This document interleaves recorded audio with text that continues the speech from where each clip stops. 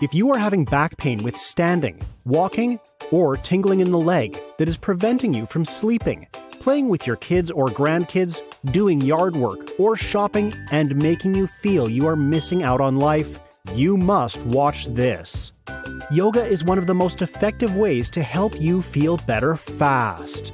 This problem requires relieving the pressure off the spine and nerves, activating the central stabilizers, improving the flexibility in the hips, and alleviating the tightness of the low back and hip flexors. This is important to get your spine to heal. If you ignore it, you could end up with irreversible damage, requiring injections or surgery. I'm sharing this with you is because I also suffer from chronic low back pain due to multiple lifting injuries from my days as a competitive powerlifter.